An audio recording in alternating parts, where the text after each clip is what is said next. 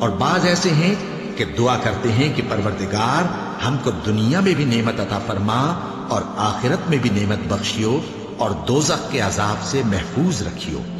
یہی لوگ ہیں جن کے لیے ان کے کاموں کا حصہ یعنی اجر نیک تیار ہے، اور اللہ جلد حساب لینے والا ہے۔ اور قیام منی کے دنوں میں جو گنتی کے دن ہیں اللہ کو یاد کرو۔ اگر کوئی جلدی کرے اور 2 ہی دن میں چل دے تو اس پر بھی کچھ گناہ نہیں، اور جو بعد تک ٹھہرا رہے اس پر بھی کچھ گناہ نہیں۔ یہ باتیں اس شخص کے لیے ہیں جو اللہ سے ڈرے، اور تم لوگ اللہ سے ڈرتے رہو اور جان رکھو کہ تم سب اس کے پاس جمع کیے جاؤ گے۔ اور کوئی شخص تو ایسا ہے جس کی گفتگو دنیا کی زندگی میں تم کو دلکش معلوم ہوتی ہے، اور وہ اپنے معافی ضمیر پر یعنی اس بات پر جو اس کے دل میں ہے اللہ کو گواہ بناتا ہے، حالانکہ وہ سخت جھگڑالو ہے۔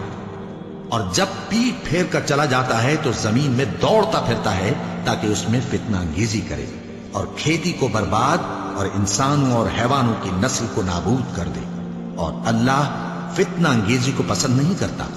اور جب اس سے کہا جاتا ہے کہ اللہ سے خوف کر تو غرور اس کو گناہ میں پھنسا دیتا ہے، سو اس کو جہنم کافی ہے اور وہ بہت برا ٹھکانہ ہے۔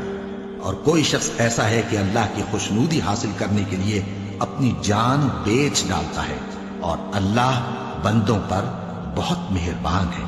مومنو، اسلام میں پورے داخل ہو جاؤ اور شیطان کے پیچھے نہ چلو، وہ تو تمہارا کھلا دشمن ہے۔ پھر اگر تم احکام روشن پہنچ جانے کے بعد لڑکھڑا جاؤ تو جان رکھو کہ اللہ غالب ہے، حکمت والا ہے۔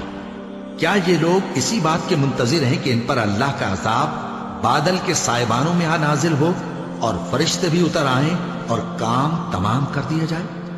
اور سب کاموں کا رجوع اللہ ہی کی طرف ہے۔